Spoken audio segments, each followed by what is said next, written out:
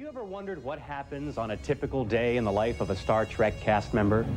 Well, we thought it would be fun to follow Voyager's expert guide, Neelix, otherwise known as Ethan Phillips, on a special expedition. He's going to take us through a complete day of his shooting, from his first early morning makeup call to the final take of the day.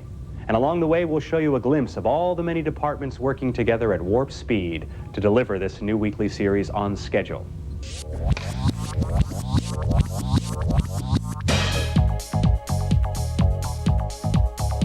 3:30 in the morning, and it's very early, and I am now going to my trailer.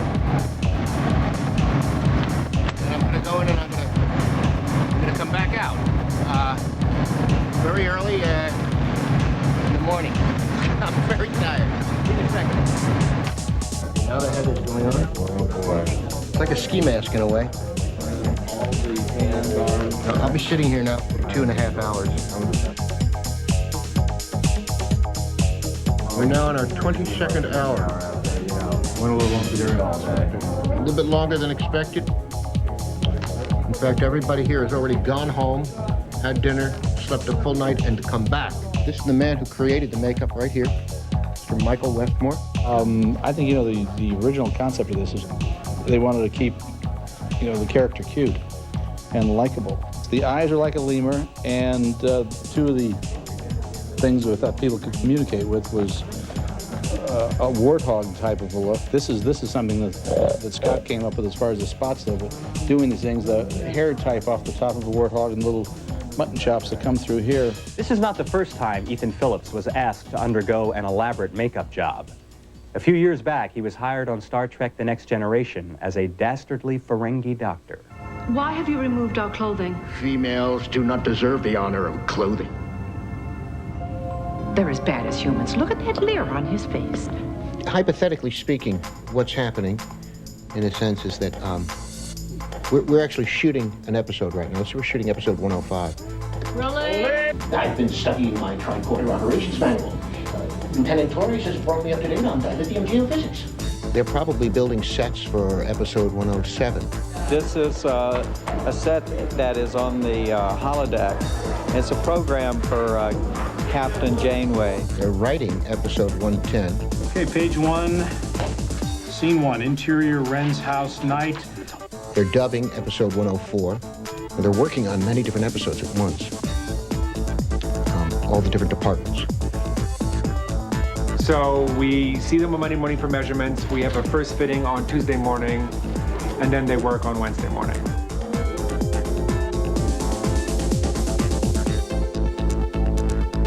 This is something newly introduced. It's a centrifuge. Starfleet medical laser cutter. This is an alien Kazon rifle. Never hold it like this. Phaser power. Here I am in full makeup with the eyes and the teeth and everything. And we're getting ready to do a very important scene. This scene that we're about to do involves a lot of running. Mr. Paris, you and Neelix go with her and start checking them out. We need to talk to every doctor. Okay, bring the pickup, please. Bring the pickup. I'm broke now for lunch. I was going to go out to a hot dog stand nearby. But I don't think I better do that, because if they saw the way I look, they might think that I escaped from the zoo. While Ethan breaks for lunch, let's take a look at one department that's always putting in long hours: special effects. Ever since Star Trek first hit the airwaves in the 60s, the producers have employed some of the best technicians and creative wizards in the business. To create the visual effects you see on Star Trek, we use a wide range of facilities. We use our staff at Paramount to design and supervise the work. Then we use motion control photography, which would be specialized stages with computer-controlled cameras. We have model makers that build the models. Sometimes we have specialists doing matte paintings. What we're hired to do here at Illusion Arts is to create shots that don't normally exist in life. For instance, a science fiction city or some sort of elaborate background that would be too expensive to build or to create in any other way. We also sometimes use our special effects people at Paramount, headed by Dick Brownfield and Gary Monak, to do our pyro work or any special miniature explosions, stuff like that. I started back in 1963. I was a Desilu, and I got involved with the first Star Trek, which was with Jeff Hunter. The technology is just astounding. What's gone on from what we did on the original show, actually what we did on the pilot with hoses and moving things and a lot of puppeteering work, to what we're doing right now, which is we're really into some electronics. I'm getting you out of there, Chakotay. Not yet. Filming where no one has gone before is one of the most creative challenges for visual effects experts like Dan Curry and David Stipes. They spend hundreds of hours working out elaborate flying sequences for Voyager and other Starship miniatures. One of the features that's going to be very unique on this craft as opposed to the Enterprise will be that the wings will raise up for the warp functions. So we will see the ship come flying along, the wings will raise up, we'll have the nice blue engine flash, warp engine flash, and then it will streak off into warp. One of the things that we've done a little different with this ship than we've done in the past is we've incorporated transparencies, which are little slides of our sets inside some of the windows here, so that when the camera is flying by it at closer distances, you get the feeling that inside those windows are some of the colors that are on our real sets and some multiplaning that you would get from flying by a real room. Boy, with all the 24th century technology these guys have dreamed up, you'd think they could have found a way to give my character a little holographic hair. But then again, if Picard can baldly go, why can't Picardo? Oh well, let's see how the day's progressing with Neelix. Drop that, my friend, or he dies in an instant. One more time, please. Drop them, my friends, or he dies in an instant. Okay, Brendan, take up, please. Brendan. It's a wrap. Crew call per call sheet, 7 o'clock. See everybody tomorrow. Typical day. 15 hours. Exhausted. I got another hour and a half of this stuff to come off, then I'm done. Not bad, huh? Out of the makeup, I feel fantastic. But it's still dark, just like it was when I arrived. It's been wonderful having you people with me all day. Thank you very much. When we come back, the greatest captains in Star Trek history, from James T. Kirk to our newest captain, Kathryn Janeway. Captain's log, stardate 1512.2. On our third day of star mapping, an unexplained Captain's log, stardate 47941.7. The Enterprise is en route to a briefing on the situation. Stardate 48467.3. Gul Dukat and I have arrived on Cardassia Prime. 30 years ago, when Star Trek's creator Gene Roddenberry envisioned his first Starfleet captain, he wrote these words: Robert M. April, Academy graduate, a space-age Captain Horatio Hornblower, capable of action and decision which converge on the heroic. Unlike most early explorers, he has an almost compulsive compassion for the plight of others. Eventually, that character would go through a few transformations and become the infamous Captain Kirk. Gene took great care in developing a character that would not only embody the valiant qualities necessary to lead a crew, but share his ideals and emotions. And that objective continues through each new chapter of this saga. This is the captain speaking. First Federation vessel is in distress. We're preparing to board it. There are lives at stake, by our standards, alien life, but lives nevertheless. Captain out. The first duty of every Starfleet officer is to the truth, whether it's scientific truth, or historical truth, or personal truth. It is the guiding principle on which Starfleet is based. Now, if you can't find it within yourself to stand up and tell the truth about what happened, you don't deserve to wear that uniform. Now here's what the producers have written about our new captain.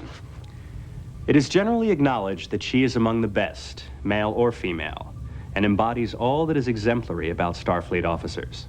Captain Kathryn Janeway of the Federation starship Voyager. We thought it was time to put a woman at the helm and to create a character who was not just a captain who happened to be a woman, but a woman, a captain who was different in the ways that women can be different than men.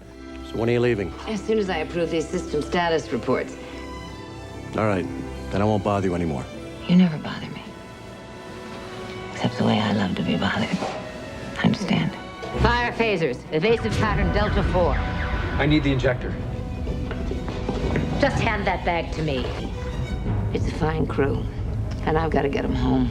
All right, let's open this hole in the ice a little wider. Initiate the Tachyon beam. Take a message to your people. If I ever encounter your kind again, I will do whatever is necessary to protect my people from this harvesting of yours. Any aggressive actions against this ship or its crew will be met by the deadliest force. One of the dangers in choosing a woman with a show that has a high male demographic is that the men in the audience would not accept her as a commander. So we knew that we needed to find someone who would be convincing, who had a sense of authority, who had a sense of power and presence, that you would believe a crew of Starship people would follow anywhere. I'm aware everyone has families and loved ones at homes they want to get back to. So do I. But I'm not willing to trade the lives of the Okamba for our convenience. We'll have to find another way home. What other way home is there? Who is she to be making these decisions for all of us? She's the captain. She's going to be out there. She realizes that they're in a unique situation, that this is more like a family than a crew, and she's going to have to put herself out and kind of get down and dirty with the crew. Report! Hull breach, deck 14. Comm lines to engineering are down. Trying to reestablish. Repair crews, seal off hull breach on deck 14. Will you stay with him until help arrives? I'll be back for you. Paris to Janeway. We found him, Captain. Don't wait for us. Get them to safety. What could be more special than a female captain, where no woman has ever gone before? And also what I think that what they've given her, which is required courage, and I think that it's really something to allow her to be very deeply a woman, and at the same time to raise her above that to this level of expertise and power. You don't have what I need. I don't know what you need, and frankly, I don't care. I just want our people back, and I want us all to be sent home. Well, now, aren't you contentious for a minor bipedal species? This minor bipedal species doesn't take kindly to being abducted. We're looking at 400 years in the future. So there has to be an inherent erudition. I am an expert scientist. I am at the top of my field. This embraces command, authority, greater than any other man or member of the Starfleet. But it need not exclude, nor shall it, warmth, vulnerability, compassion, rapport, and camaraderie. And all of these elements are within her. I spoke to your family before I left. They miss you. As I do them.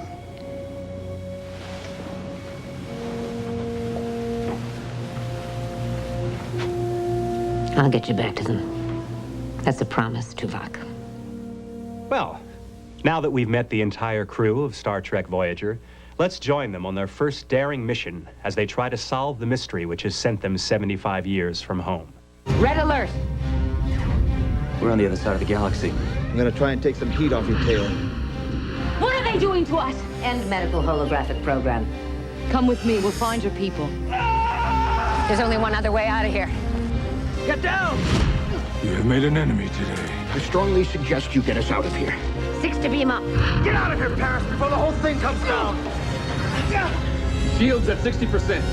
In minutes, it'll be destroyed. No!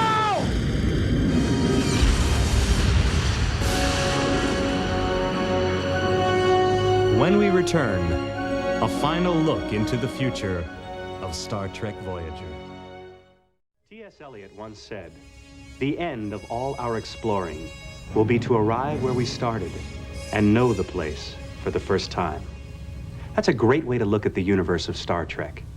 After several hundred episodes and 7 motion pictures from the final frontier, you might think, gosh, how many more stories are left out there? Well, here's one way to look at it. Only 4% of the galaxy had been charted during Captain Kirk's initial voyage, about 11 billion stars. Only 19% had been charted at the beginning of the next generation. So, do the math. there's a heck of a lot of stars out there, just waiting to be explored. And just as many thrilling stories waiting to be told. With that in mind, the producers and writers of Voyager have vowed to uphold Star Trek's ongoing quest to deliver fresh adventures and thought-provoking dramas that comment on the human condition. We're explorers from another galaxy. We're explorers, too. Most of the species we've encountered have overcome all kinds of adversity without a caretaker. It's the challenge of surviving on their own that helps them to evolve. It comments on the way we are a lot. And the original series was like this a great deal, and I think that the torch has been carried into these Deep Space Nine and Next Generation as well. I think people are intrigued by that. I think that the people love creating an alternative reality. They do it. People do it. People do it all the time.